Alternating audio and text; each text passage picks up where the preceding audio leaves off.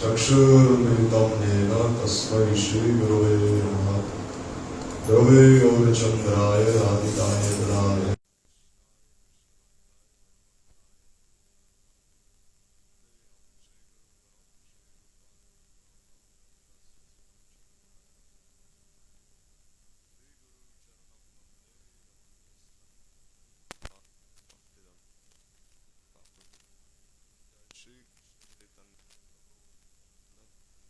Advait Gadadhar Shivasadi Shri Gaur Bhaktivedanta Jai Rup Sanatan Bhakti Raghunath Shri Ji Gopal Vardadas Ravana Hare Krishna Krishna Krishna Hare Hare Hare Ram Ram First of all, I offer my Dandot Pranams at the lotus feet. Сейчас 20 часов 8 минут.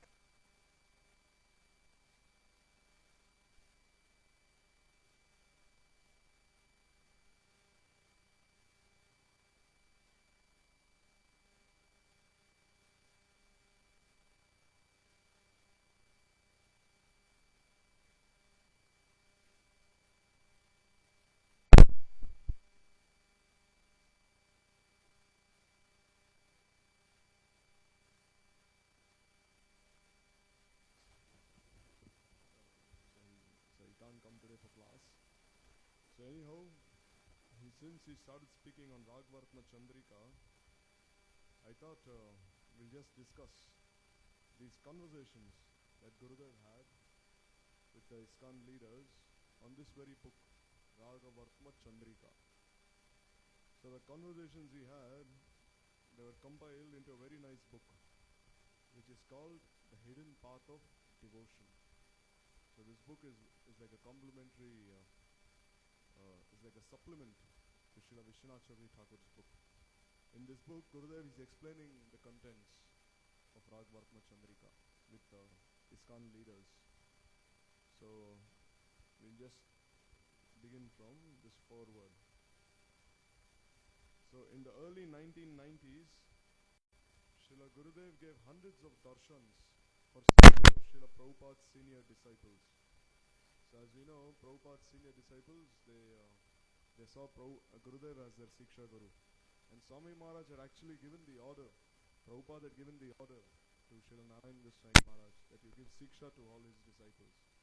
So therefore, following his order, he also gave Siksha to so many of Srila Prabhupada's senior disciples.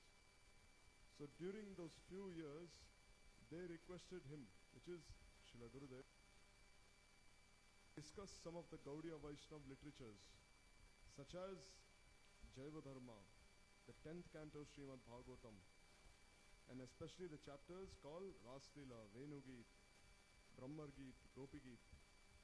Also desired to hear discussions on Harinam Chintamani, Vilap Kusumanjali, and especially Ragvartma Chandrika. No. So since 2 days we've been listening to this book now. So in the year 1991, Srila Gurudev led 4 discussions on Ragvartma Chandrika by Srila Vishwanath Chakravarti Thakur, who is considered to be the incarnation of Srila Rupa Goswami. Years later, Gurudev requested that all his darshans be published in books. And therefore, following Srila Gurudev's order, the devotees, they published this book, these conversations, which are called The Hidden Path of Devotion. So here, Gurudev, he begins from saying that Srila Prabhupada wanted to preach the same topics that I am sharing in the Western countries. So sometimes when Gurudev was preaching in the West, some people would have some confusion. They would think that, he's speaking such high things that our Prabhupada did not speak.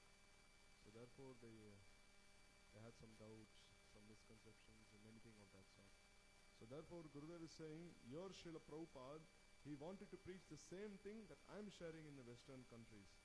Everything that Rupa Goswami gave in Bhakti Rasamrit Sindhu, Ujjwal Leelamani and other books, everything that was given by Srila Raghunath Das Goswami and Srila Krishnadas Kaviraj Goswami, and everything that was given by the other prominent acharyas as well.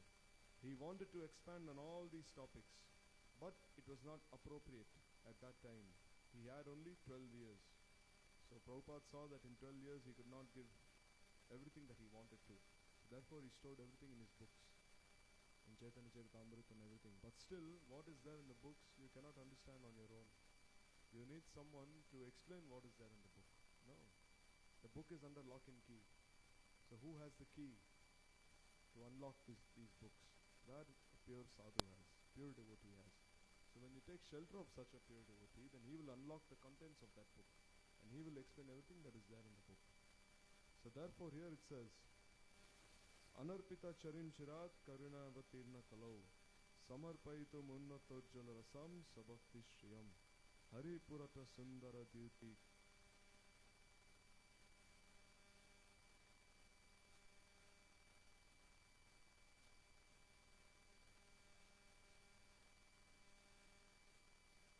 Sachidevi, of your heart. So Rupa Goswami is so merciful. He is praying that may that Mahaprabhu be established within the core of all your hearts. Why? Because he is Vaishnava. Vaishnava, he only desires the well-being of others. Rupa Goswami already has Mahaprabhu in his heart. So he is praying for the others. That may Mahaprabhu be situated within all your hearts. Resplendent with the radiance of molten gold, he has appeared in Kali Yuga by his causeless mercy to bestow what has not been given in a very long time. And what is that?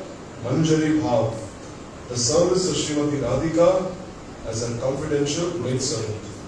So we see Mahaprabhu, he relished the moods of Srimati Radhika, like Modan, Madan, Ru, everyone. But these moods of Srimati Radhika cannot be given to the ordinary conditioned souls. They cannot be given. But the moods of Srimati Radhika's maidservants, they can be given. So therefore Mahaprabhu, while relishing the moods of Srimati Radhika, at the same time, simultaneously, he also gave the moods of her manjaris, that is her dasis. So the meaning of this verse is profound. Gurudev is saying this is very deep. Your Prabhupada has come to give this very gift that Mahaprabhu came to give. But he had to first prepare the soil of the land in order to plant the seed. He gave the seed, but he had to spend so much of his time making the soil very fertile. So that time in the Western countries, we know so many misconceptions were there. People didn't have a proper conception about pure bhakti is. They didn't know anything. So Prabhupada, he spent so much time making the entire situation favorable. He cultivated the land. He made sure that all those weeds, all those thorns, all the other things which are unfavorable for the growth of this Bhakti-lata, this creeper of devotion, all that would be removed. So therefore, he gave the seed, but he had to spend so much of his time making the soil good, fertile.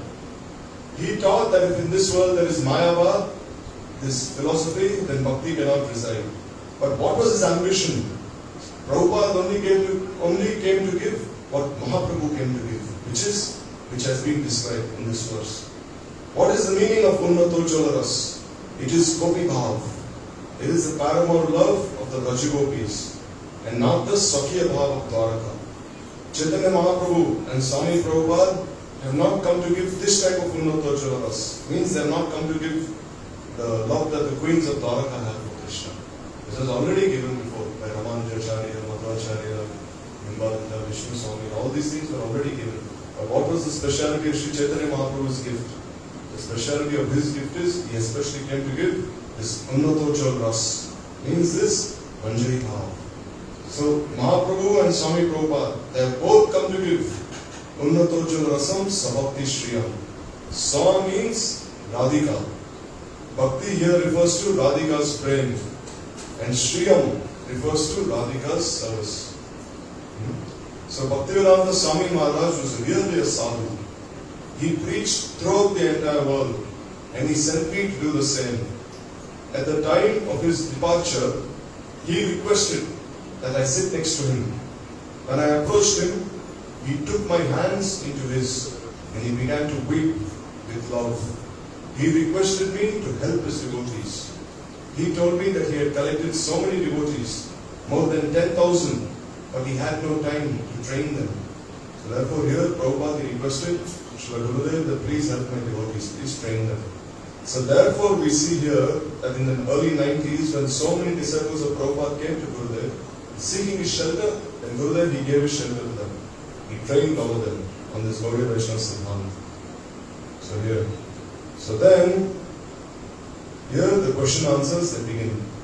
So Tamal Krishna Maharaj was a senior disciple of Srila Prabhupada.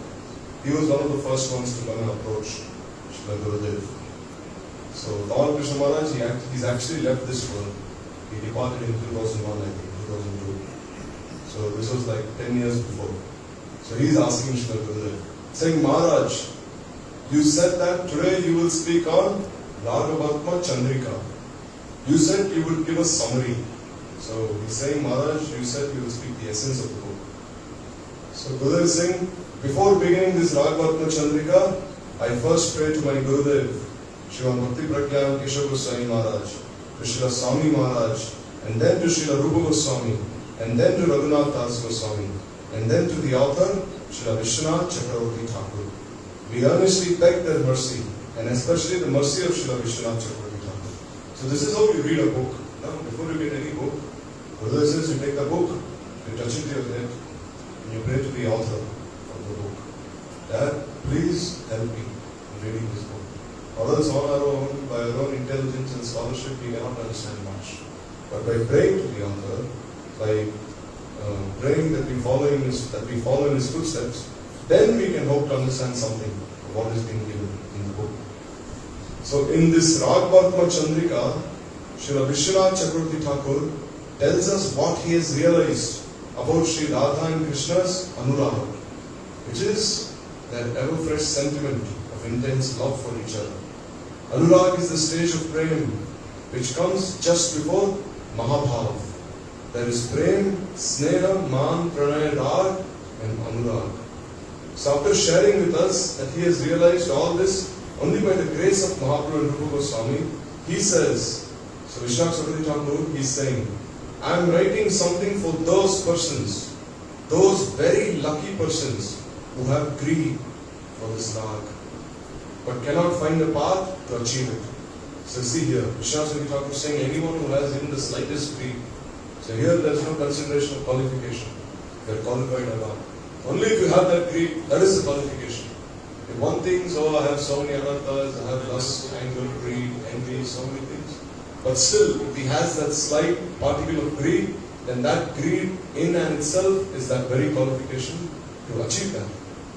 So therefore, Chakravarti Thakur is saying, I am writing this book for those who want that path, who cannot find the path to achieve that rag. So he's saying this book will be their guide. Chandrika means a moonbeam. Chandrika means the rays of the moon. So this way, Bhaktma means the rays of the moon, the Chandrika, it illuminates this path. Means this path that we're going on is very dark. We cannot see anything. But then by the rays of the moon, this path is made effulgent. Means that you can see what is there in this path. So similarly, Chandrika, there are the moonbeams which illuminate this path, Bhaktma. But where does this path go to? No. You cannot just follow any blind path. You have to be on a path which goes to a particular destination. So what is that destination? That is rag. And what is that rag? The loving devotion of the Brajavasis. So therefore, Raga Bhaktma Chandrika means what? Means those moonbeams of praying which illuminate this path that leads to the attainment of rag. Raga Bhaktma Chandrika. This is the meaning of this book, the title of the book. So during Amavasya, the dark moon night, the moon is not visible. The night is very dark. And then there is a very narrow pathway, but it cannot be seen in the darkness. But if the moon was visible, then it will distribute its rays of light to reveal the path. So similarly, we are all engulfed in darkness. We cannot see anything. But this book is the moon ray. It is the Chandrika that casts its light on the path of rag, on spontaneous loving devotion. Therefore, it is called Raga Bhaktma Chandrika. You should know that this pathway is very narrow it is only meant for a few rare, highly qualified persons. It is not for everyone. Although Srila Vishwanath Chakravarti Thakur advises that unqualified persons should not read this book, there is in fact no worldly qualification required to read it and then enter this path. The only qualification is lobh or transcendental greed. So see here, Gurudev is saying that actually this path is only meant for a few people. It is not meant for everyone. But still, Vishwanath Chakravarti Thakur is so merciful. He is saying only if you have greed, then this greed in itself is a qualification. No. There is a verse now by Rupa Goswami. What does he say? Krishna Bhakti Rasa Pavitamati Kretam Yadi Kutopi Labhyate Tatra Laulyam Api Ekalam Janma Koti Sukritai Nanabhyate. The Tatra Laulyam Api Ekalam means only that exclusive, that greed, not even greed, that particle of greed, that is only what is needed to understand these loving paths of the Rajdevis. So in the Bhagavad Gita it is stated, Apichetsu Duracharo Bhajate Mam Ananyapak. A person may be full of so many anarthas, which means undesirable habits, thoughts, but if he associates with a Raganuga Bhakta and under that pure devotee's guidance reads the 10th canto of the Srimad Bhagavatam, then he may become attracted and he may acquire a very deep greed to have the same transcendental moods as the Vrajavasis. So here Gurudev is saying that even if one is full of anarthas, so many bad things in his heart, but still, if he listens to Harikatha from a Raganuga Bhakta, if he especially listens to the pastimes of Krishna and the Gopis in the 10th canto, then he may have this greed to also achieve that mood. He may be attracted to Sakyaras, or to Vatsalya, or to Madhurya, simply by faithfully listening to the Bhagavatam's descriptions of these moods of the Gopis, or of Krishna's father and mother, or of Krishna's friends. He may also want to experience in his heart such moods. So when the listener listens, that the Sakhas are carrying Krishna on his shoulders, then he'll also think, oh, when can I play with Krishna in such a way? When can I wrestle with him?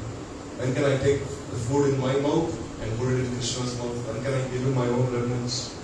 No. If a person sees how Nanda and Yashoda are serving Krishna, no, Nanda is taking Krishna on his lap, he's kissing him, he's caressing him. Yashoda is sometimes chastising Krishna, twisting his ears. So he may also think, when can I serve like Nanda and Yashoda?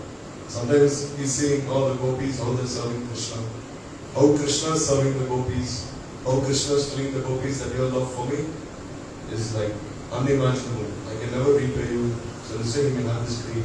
So here you see, even he may have thousands of anarthas, millions of anarthas, but still he has this greed, that is enough. Like this worldly example is given. Like Gurudev used to give this example, that the Queen of England, she's a very beautiful lady. So then there may be some street beggar. No, some street beggar, he's lying on the street, he doesn't even have a home, nothing. But sometimes he's thinking, he sees the Queen of England, and that in a young age, and he's thinking, oh, if she could be my wife, I would be so happy. So what is the harm in thinking like that? There is no harm. If the street beggar is thinking in such a way, thinking that if this lady could be my wife, I'd be so happy. So he has greed. There's no harm in that. They cannot put him in jail for that. Say, why are you thinking that way? But similarly, even though we have so many things in our hearts, still we think that, oh, if I can only be like this, then what is the harm in that? There is no harm. Only you must not become Sarajini. You must not think I have become that. No. You must not think I have become that gopi. That is offensive. Thinking I have become this gopi. Not think like that, but you may think that, oh, when can I serve Krishna like that gopi? Now that I have become the gopi. So therefore, Srila Vishwanath Chakravarti Thakur does not describe Sakya and Vatsalya power in Bhagavatam Chandrika. He only presents the moods of the gopis. Why? Because he is one-pointed. In order to attain the bhav of the gopis, one should especially hear from a Raganuga Bhakta the portions of the 10th canto which speak on Krishna's relationship with the gopis, like the Gopi Geet, Yugal Geet, Brahmar Geet, Pranay Geet, and Venu Geet. Sometimes some devotees may think that we are not qualified to read all these things, which is also true. Some devotees may skip all these things, saying, what is the need to listen to this when we are not qualified? So if one thinks like that in a humble way, then that's okay. He thinks in his humility. But still, no. There is something in there. One should not deprive himself of that. One should know what is there inside. You must have that eagerness. Otherwise you may be deprived of it forever. So one who has sufficient samskaras, impressions in the heart, from having taken proper association in previous births, he will be able to cultivate greed and achieve gopi bhav by reading Shastra. But he will not have to rely on Shastric logic to convince himself. So here Gurudev is saying, for one who has very strong impressions from his previous lives, he will automatically listen. He will not raise any questions. Say, why this, why that? Oh, I am not qualified. Why are you speaking such high elevated topics? Why are you speaking about the gopis? This, that. He will never say. He will just listen with faith. Why? Because from his previous lives, he already has the impressions. He has that faith. But one who is getting impressions from this present life, he will raise many questions. Why this? Oh, we are not qualified. We have so many anarthas. Why are you speaking on all these things? Because he does not have those impressions. So then, the author first explains that there are two kinds of faith, Vaidhi and Naganuga. And these two kinds of faith, they result in two kinds of bhakti. Namely, Vaidhi bhakti and Raganuga bhakti.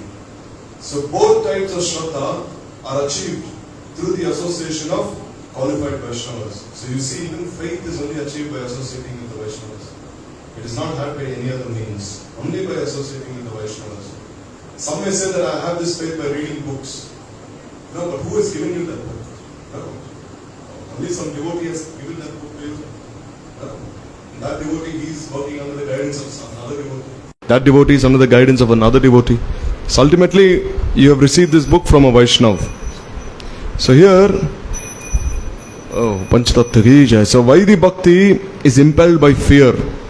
It is induced by the injunctions of Shastra that if you don't perform Bhakti, you'll go to hell. So one engages in Vaidhi Bhakti by fear, or one may be convinced by the order of the Shastra. In the Shastras it is said that the highest pursuit for all humanity is pure Bhakti. Means Bhakti which is performed to please Krishna. So here in the Bhagavatam it is said only if you do Bhakti, then Krishna is pleased. So then one, when he listens to these statements of the Shastras, then he'll think, I have to engage in Bhakti. But this is not out of his natural greed. So this is Vaidhi. On the other hand, Bhakti which is based only on the genuine greed to follow in the footsteps of the gopis is called Raganuga Bhakti. So such greed is generated by hearing the pastimes of Krishna and the gopis described in the Srimad Bhagavatam, by reading the books of the Goswamis, and especially by being in the association of a Raganuga Bhakta. So just by being in the association of a Raganuga Bhakta, automatically one will have that greed. There is no escaping it. Without the association of Raganuga Bhaktas, the pastimes of Krishna and the gopis, they cannot be understood. Therefore we see even now so many misconceptions. They say gopis are like ordinary women, Krishna is like an ordinary man, enjoying with the wives of others. No, so many, even now to this day. Why? Because no proper association, no proper sadhu sangha. So what is the nature of this greed? How can we know whether or not our greed is genuine? So when a sadhak hears from a Rasik Raganuga Vaishnava about the sweet pastimes of Krishna, especially his pastimes with the gopis, from books like Bhagavatam, Krishna Karnamrit, Ujjal Leelamani, Radha Ras Sudhanidhi, then his heart, his chittavritti, it becomes very eager to acquire the moods of Krishna's personal associates. At that time he becomes absorbed in Krishna's form, qualities and pastimes. So when he listens to these pastimes, then automatically he'll think, oh, when can I be like that?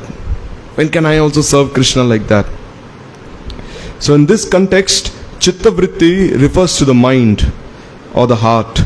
When our Chittavritti eagerly desires to be like that of Krishna's eternal associates, when we desire to have the same moods as those eternal associates, that condition of the heart is its real state, as opposed to the worldly state of material absorption. So right now our minds and hearts, they are absorbed in worldly things, and not in our they are not absorbed in our eternal selves, means our inherent selves. So when you have that greed, you must think that actually gradually you are becoming absorbed in your moods, the eternal moods which are in your heart, but which are in a dormant position, which haven't manifested yet. But by doing more and more Shravan Kirtan, by engaging in more and more listening and doing Kirtan, then those moods which are dormant in your heart, which are like sleeping, automatically they'll awake and you'll realize them. At this time, the devotee, he is not interested in examining the Shastras. He will only want to achieve that mood which he sees in his Ashray Gopi. Means the Gopi for whose mood he has developed genuine greed. Do you understand? So here Gurudev is saying, when one will have that greed, he will not look at the Shastras, saying, should I do this? Should I not do this? This, that. No. He'll only look towards that particular Gopi who has that moods like him. Which means he'll look towards his Guru, towards his bona fide Guru. Because we see who are our Gurudevs. Our spiritual masters are actually the maidservants of Srimati Radhika. So here now, Tamal Krishna Maharaj, he is asking, it is when a person hears the descriptions of the Bhagavatam about Radha and Krishna and then thinks of the feelings the gopis have for Krishna. So he's saying, when will one have this mood in his heart? So then Gurudev is saying, yes, but you have left out one thing. Those with greed, they are not regulated by the Shastras. Such orders are left untouched. The rules and regulations of the Shastras are not needed for them. No. Even Raghunath Das Goswami, what is he said in the Manasiksha? Na dharmam, na dharmam, shrutikaram niraktim kilakuru. He is saying, oh mind, don't care for dharma or adharma. Don't care for that, he is saying. So here, for example, Gurudev is saying, a person, he may see some rasgullas. So whether or not he has the money to purchase those sweets, but still, at once he will develop greed, thinking, oh, these rasgullas are so tasty. I want to have those rasgullas anyhow.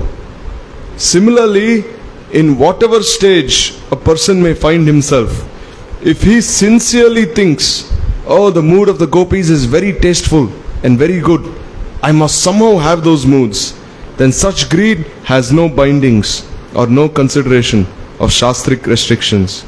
So if we judge that we are not qualified and we think that we want is too high for us, then this is a sign that we do not have greed. Do you understand? So Gurudev is saying, if you're thinking, oh, I'm not qualified, I don't have this thing, that means you're not qualified. You don't have this greed. But he's saying, if you're thinking somehow, by hook or crook, I have to have those moods, means you have that greed. So here Maharaj is saying, Tamal Krishna Maharaj, can you please explain?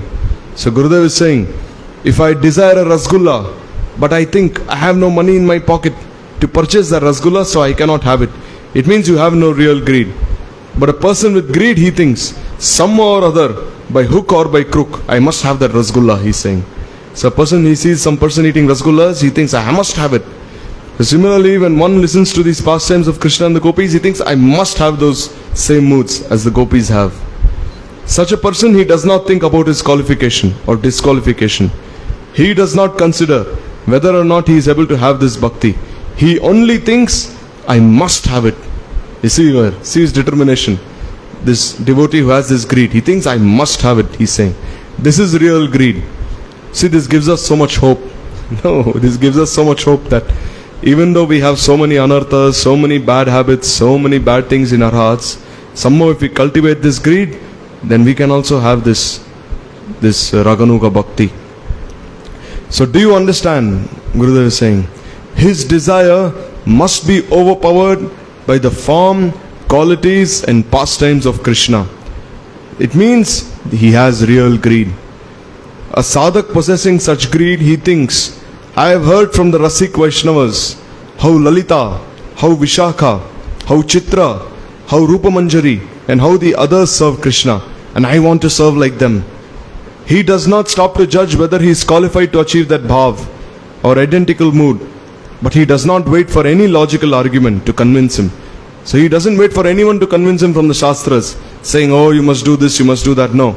He only thinks, I must have that bhav. Greed does not rely on reasoning. If reasoning is required, there is no greed. The next consideration is this. Once one develops greed, how does one achieve his desired result? So here Gurudev is saying, once someone has that greed, how can he cultivate that greed? No, how will that greed blossom into bhav? So then it comes by the association of Rasik Vaishnavas. In that association, one reads books like Ujjwal Neelamani, Bhakti Rasamrit Sindhu, Vrajariti Chintamani, Krishna Karnamrit, Radha Rasa Sudhanidhi, Jayadev Goswami's Gita Govind, the books of Kavi Karnapur and all our Goswamis. And he will especially read and listen to Ragavartma Chandrika. So here we have this opportunity amongst us. If we carefully listen to the Rasik Vaishnava speaking here, especially on Ragavartma Chandrika, then we can also have that greed. So therefore this is an opportunity for all of us. Every day when Prabhuji is going to speak on this book, Ragavartma Chandrika now, for another month or so, then listen very carefully, very attentively. Gurudev here himself is saying that if a Rasik Vaishnava is going to speak on this book, Rasik Raganuga Vaishnava, and if you carefully listen, then you'll have that greed. He's saying, don't miss this opportunity. Or else you never know when you might get this opportunity in your life again. All of our acharyas, including Vishwanath Chakravarti Thakur, Bhaktivinoda Thakur, they have recorded for us in a practical way how they themselves achieved it and how the Sadhan Siddha Gopis achieved it. Their writings are authentic Shastras. One will search out their methods in such Shastras and adopt the process. Because without following their books, without following the guidelines of Rupa Goswami, one is bound to become a Sahajiya or an atheist. So here Gurudev is saying, carefully read their books. Because whatever they have given in their books is what they have realized in their hearts. No, whatever they have given is what they have realized. It's not something that they've imagined. Whatever Chakravarti Thakur has given in this book is what he has realized in his heart, what he is relishing in his heart, and that he is given. So therefore, you must go deeply and read those books under the guidance of Rasik Vaishnavas. So a person with greed, he never judges his qualification. This is the main point. And yet, he will eagerly take assistance from these books. So all these books, they will show the way for us. They will show us the way. Srila Vishwanath Chakravarti Thakur, he is not personally present, but he is present through his books. So therefore, it is important to understand that this greed will not come by personal effort alone. It comes only by the grace of Krishna himself and by the grace of a Raganuga Bhakta. Without their mercy, one cannot achieve it. So one cannot have this greed by his own sadhan. One can think, oh, I'll do all these things, this, that, I'll have greed. But no. Only by the mercy of Krishna and by the mercy of a Rasik Vaishnava, Raganuga Bhakta, by their combined mercy, then you can have this greed. So the mercy of the Vaishnavas is of two kinds. One is from previous lives and one is from this life. So this Praktan refers to mercy that comes from the performance of your bhakti in your previous births. If a person has good impressions from his previous births, then he receives the mercy of Vaishnava in this birth itself. And he will quickly advance in bhakti. Perhaps he will not even have to accept Diksha again, as in the case of some of our Goswamis. So here you see, in Mahaprabhu's line, who was the Guru of Swarup Damodar Goswami? Who was the Guru of Raya Ramananda? No one can say. No, why? Because they're showing us that if one already has these impressions from his previous lives, then there is no need for him to even accept Diksha. Automatically he will advance. But this is very extraordinary. This is not generally seen. These are only like very extraordinary cases. So Haridas Thakur, Swarup Damodar, Raya Ramananda, they did not tell us anything about their Guru Parampara.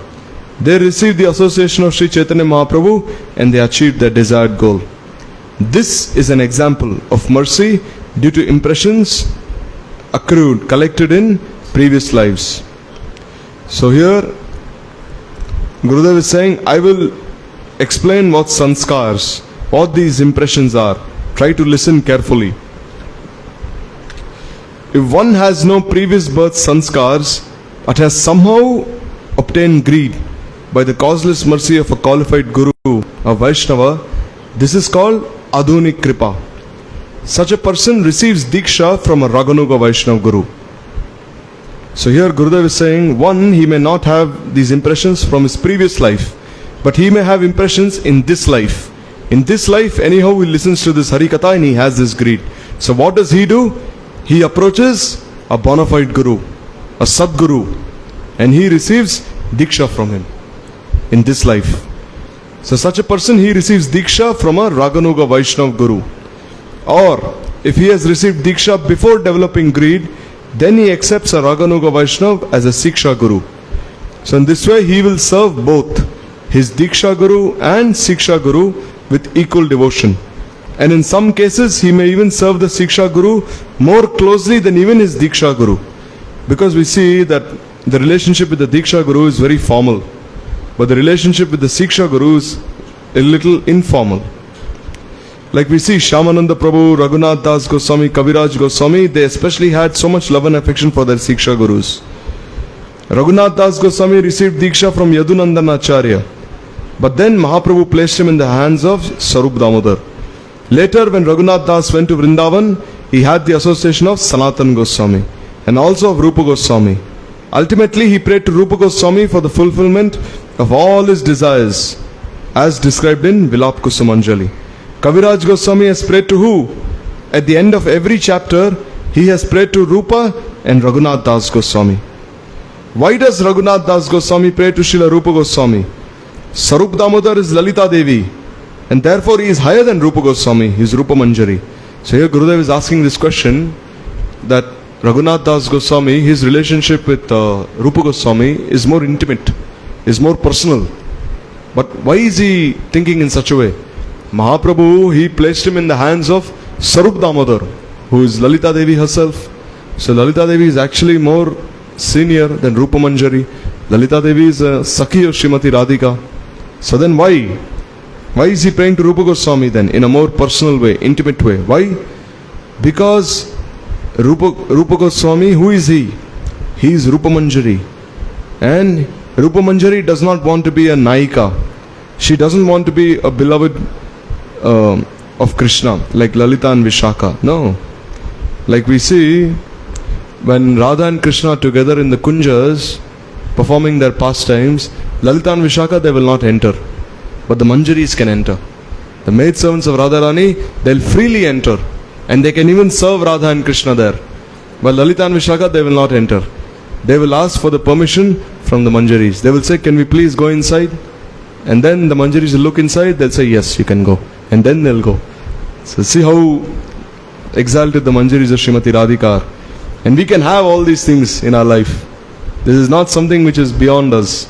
It is within our grasp. But we must try. So here Gurudev is saying, what is the meaning of a Manjari? So here he's saying, we have heard about lotus Manjaris, mango Manjaris. In fact, many creepers and good flowers have Manjaris. So Manjari is like a bud. No, not even a bud. It's like the upper portion of a bud. So the Manjari appears first and then the flower. Like we see, first a bud appears and then gradually the bud, it opens and blossoms into a flower. So the Manjari is always located above the flower. So if this is a flower, then the Manjari is here, like a filament above the flower.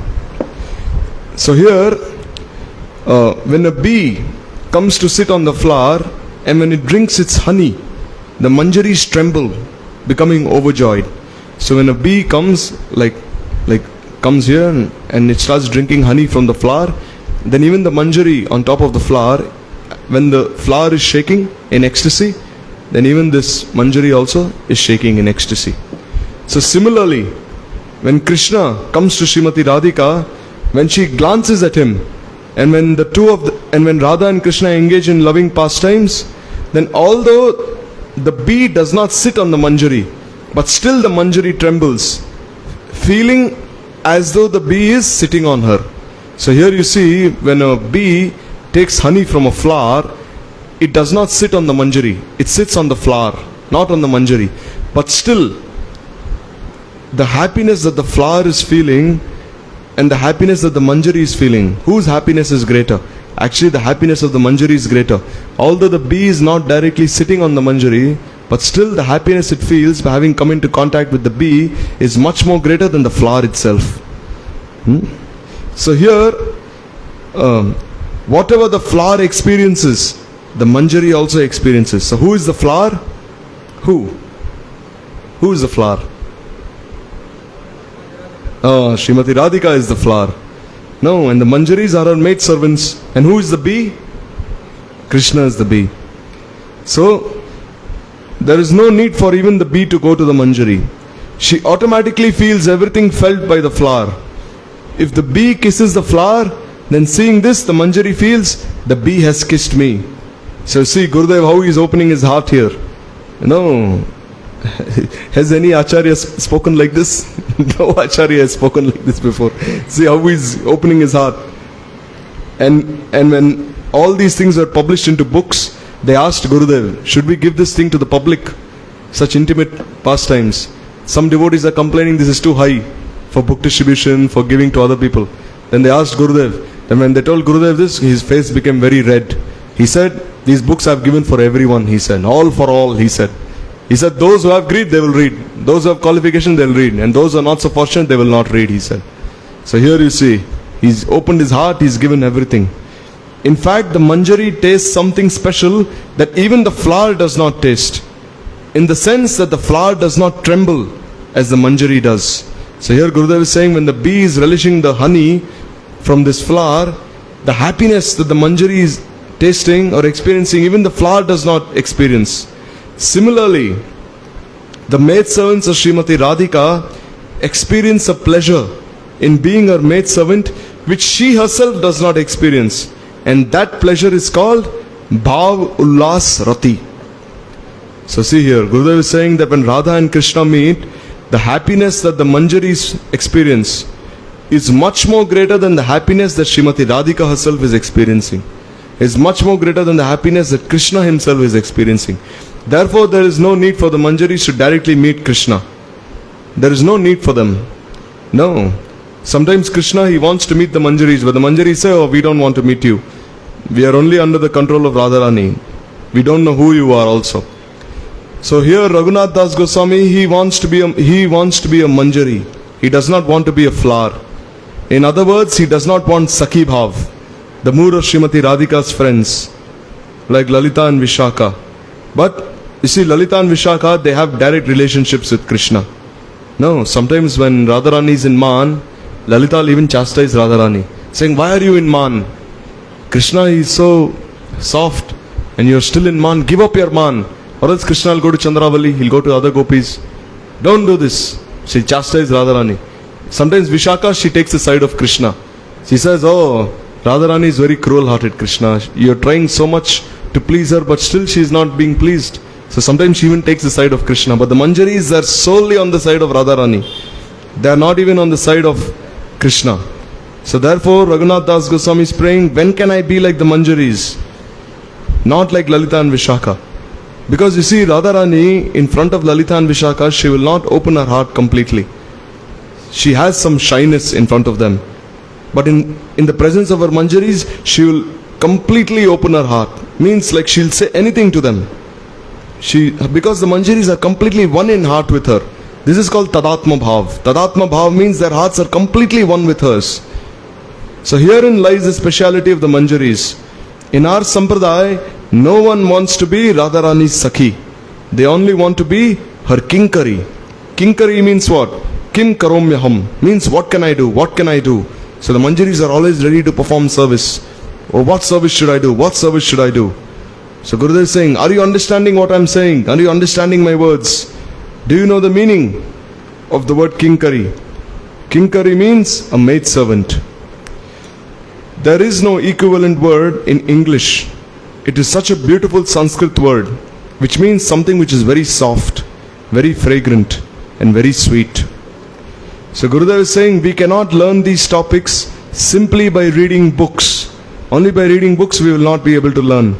No book will clarify these truths for you that I am giving. So Gurudev is saying, by discussing with me in this way, you can obtain more than what you can ever obtain by only reading books. So Gurudev is saying, all these things can you only understand by reading books? No. But I am giving my heart to you. I am speaking these things to you. Therefore, he is saying that you are getting so much more than if you would have read a book by your own. So here, Gurudev is saying, I do not say that I have any realization, but I have God's mercy and my Gurudev's mercy. He's saying, only by the mercy of my Guru Maharaj, by the mercy of Krishna, I am speaking these things. So in the first verse of Vilap Kusumanjali, Raghunath Das Goswami is saying that although Rupa Manjari's husband is away, still he sees a mark on her lips. So how has this mark come about? So in the first verse of Vilap Kusumanjali, there Raghunath Das Goswami, he is saying that, oh, Rupa Manjari, how has this cut come on your lips? Although your husband is away, still how has this cut come on your lips? Maybe a parrot has bit your lips. So he's teasing his Guru here. So here Gurudev is saying, it is not that Krishna has kissed Rupa Manjari. He has actually kissed Srimati Radhika, and therefore Radhika has that mark on her lips. But the mark at once also manifests on the lips of Rupa Manjari. So see here, whatever Srimati Radhika experiences in her meeting with Krishna, her maidservants also experience. Whatever she is relishing in her heart, the maidservants also relish. Whatever she is experiencing in her meeting with Krishna, her maidservants also experience. So the marks on the face and body of Srimati Radhika do not come to Lalita and Vishaka. You see here, when Radharani is with Krishna, the signs of her meeting with Krishna will not appear on Lalita and Vishaka. Although Lalita and Vishaka are so near and dear to Radharani. No, there are Pran Priya Sakhis. They are like Radharani's life and soul. But still these marks will not appear on Lalita and Vishaka. But still they will come to the Manjaris. So therefore we are followers of Rupa Goswami. Therefore we are Rupanugas. And who is Rupa Goswami? He is Rupa Manjari herself. So here Gurudev is saying, I think that you will not forget these teachings for your entire life. So Gurudev is saying that I am giving you such intimate, such confidential teachings you will never forget your entire life. But unfortunately for them, they left. After a couple of years, they left. Anyhow, by Gurudev's mercy, if Gurudev is saying you will not forget, they will never forget. It means they have not forgotten. It means the next lives again they will resume from where they are.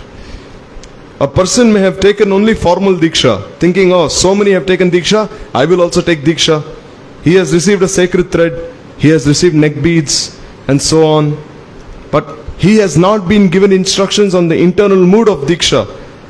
It is this internal mood of Diksha which is real Diksha. So Gurudev is saying, all these things I am explaining to you, this is real Diksha, he is saying.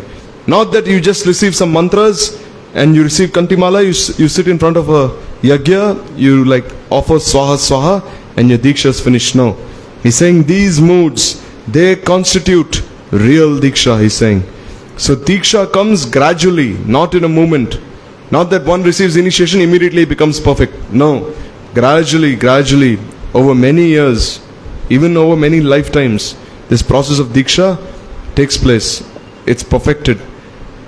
So when one has the advantage of sanskaras from his previous births, one easily accepts Diksha.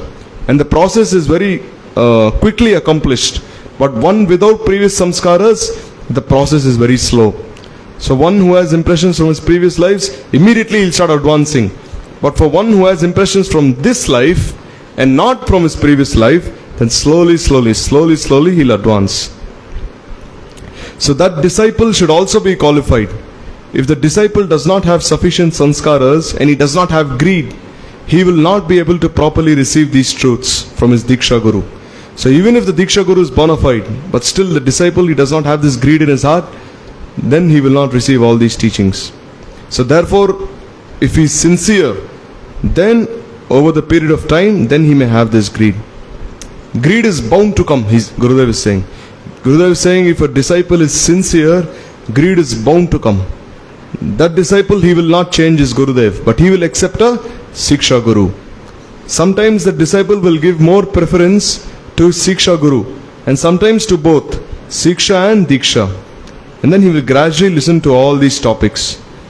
If one's Diksha Guru is present, disciple will receive all these things from him. Or his Gurudev will order him to listen from another.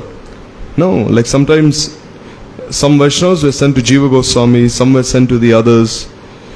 So in this way, as I mentioned earlier, if a person has greed, from his previous birth or this birth, he will begin to search. He will begin to search for these moods of the Vrajavasis. What is the actual meaning of Rupanuga? In his books, Rupa Goswami has described in Tathastha Bhav the various rasas. So Rupa Goswami, from a neutral point of view, he has described everything. Shanta, Dasya, Sakya, Vatsalya. But in Ujjwal Leelamani, he has especially described Madhurya Bhav. He has especially given his heart in Ujjwal Leelamani.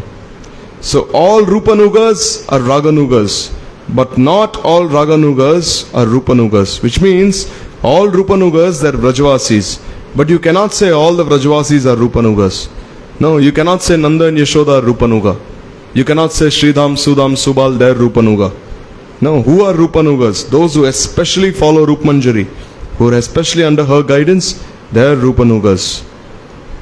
So this way the sadhak, he will listen from a Rupanuga Vaishnav, who will tell him to read Bhagavatam, read Ujjwal Leelamani, read Krishna Karnamrit, Radharas Sudhanidhi, Gita Govind, the books of Chandidas, Vidyapati. This way he will be encouraged to read all these books. The Rupanug Vaishnav will also instruct him to seek only that bhav for which he has greed. So here you see, you must also be careful. Not that, oh, I want to be this, I want to be that. No. You must have exclusive greed only for one particular sentiment. Only for one particular bhav you must exclusively have greed, not for anything else. So he will not know about all the rasas, but he will serve only by one mood, which is the mood of his Thai bhav. No, so we all have this Thai bhav, means we all have this permanent sentiment or a relationship with Radha and Krishna in our hearts. But now it is dormant, it is sleeping.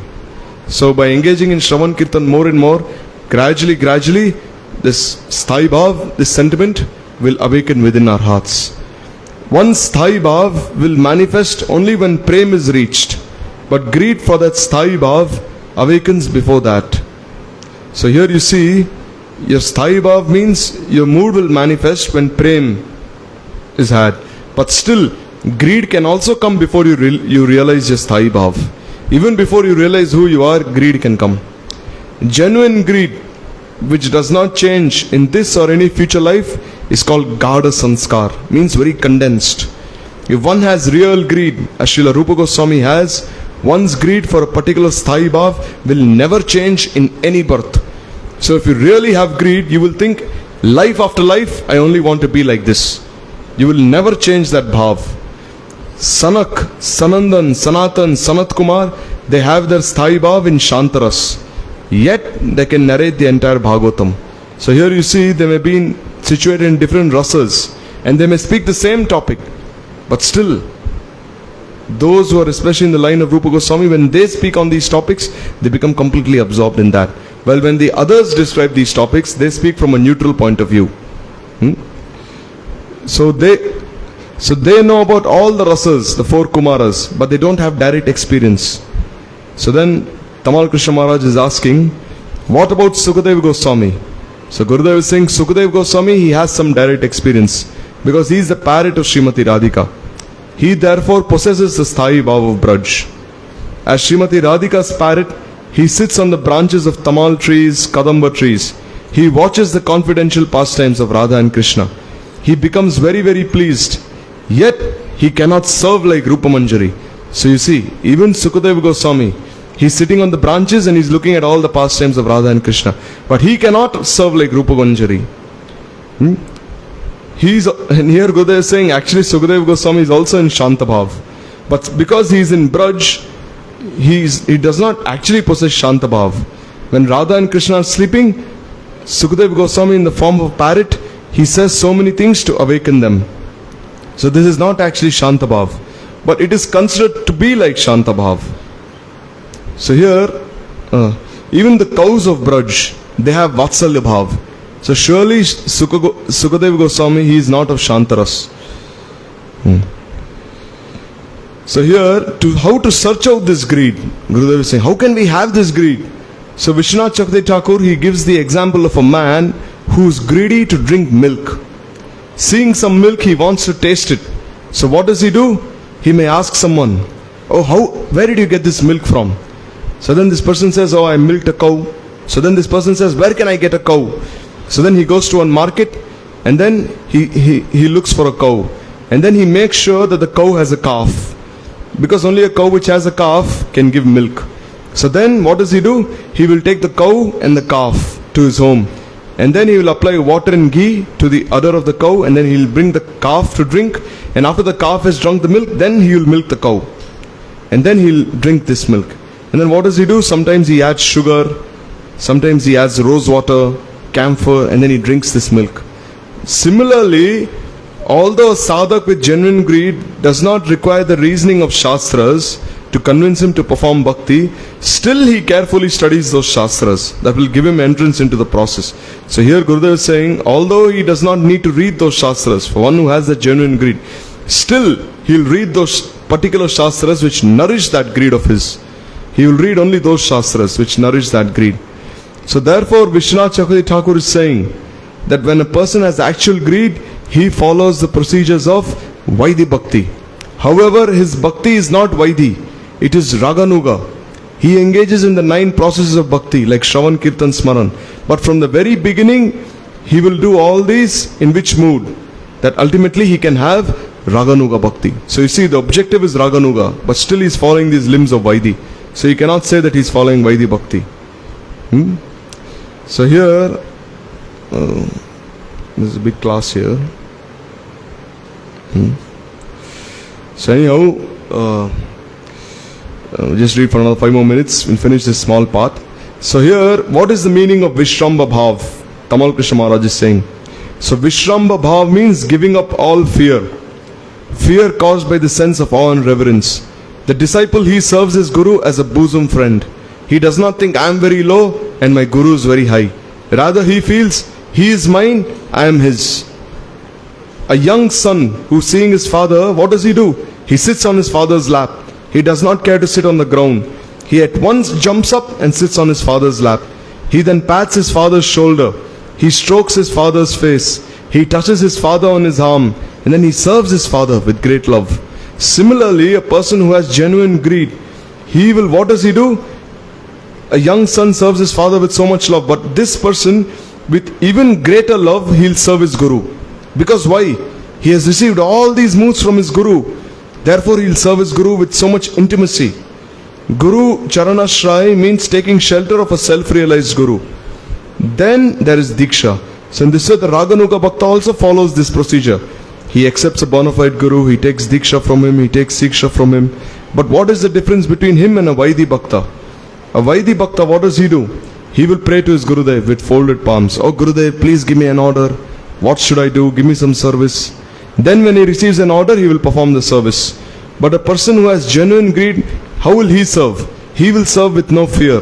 He will think, my Gurudev, I am my Gurudev's and my Gurudev is mine. But this mood is very high. Not everyone can have this mood. Only the mood is different. If one rejects the practices of Vaidhi, he will not be able to enter into Raganuga. His greed will be checked. So he must follow. For a person who has actual greed and wants to follow the process of Raganuga Bhakti, Bhagavatam says that Krishna himself inspires him from within his heart as Chaitya Guru. And then he is led to a Diksha Guru. So they say Guru is Akhanda Tattva. Guru is the undivided principle. Guru is the manifestation of Nityananda Prabhu, Baladev Prabhu. Because Gurudev gives everything that Nityananda Prabhu and Baladev Prabhu have come to give. And because all his instructions are theirs, he is their manifestation. So therefore, if a person surrenders to Krishna and he has true greed, if he has a pure heart and sufficient sanskars, then Krishna, he reveals everything in his heart as Chaitya Guru, as Paramatma. But he does not give this openly. He reveals everything within his heart. He gives the devotee a spurti, internal vision, and then he blesses him. So this way he dictates everything in his heart. Gurudev is saying, I have experienced this in my own life, he is saying. He said, there are certain things I have not read or heard from anyone, but sometimes beautiful things enter my heart. He is saying, where am I getting these experiences from? He is saying, even if my Gurudev is not present before me, still I am having these experiences. Why? Because of the mercy of Guru and Gauranga. So this way, this is a long class, so we'll stop here. So therefore, Gurudev is saying, while remembering Krishna and his beloved associates, we should desire to follow them. and become fully absorbed in the discussion of their pastimes. And we should always reside in Braj. While always residing in Braj, if we cultivate these moods, then we can hope to have this greed. If we cannot reside in Braj by body, then by mind. But one who is most fortunate, he'll reside by body also in Braj. So in this way, we'll stop here. And then he's explaining these two more shlokas, where he's saying, on the path of Raganuga, one should follow Krishna's intimate beloved associates and their followers. Always remain absorbed in their service. This should be done by the sadhak roop and also in the siddha roop. It means by a sadhak roop, follow Rup Goswami and Sanatan Goswami. And in your siddha roop, follow Rup and Lavanga Manjari. And then in this way, by following all these limbs, you can have this Raganuga Bhakti. So we see here, Gurudev has opened his heart and he's given everything. Everything he has given. So now everything is in our hands. Our destiny is in our hands. So if we are sincere, then we can choose to follow this path. We can choose to follow this path. And if we are not sincere, then we can choose to follow another path. So independence is within our hands. So therefore we must not take anything for granted in life. Whatever opportunity we get, we must make the best use of it and gradually advance on this path of devotional service. So praying at the lotus feet of Sri Hari Guru Vaishnavas, we can only pray that we can also hope to have this greed in our hearts. Vancha kalpatarubhyascha kripa sindhubheva cha patitanam pavanebhyo vaishnavebhyo namo namaha. Shila Guru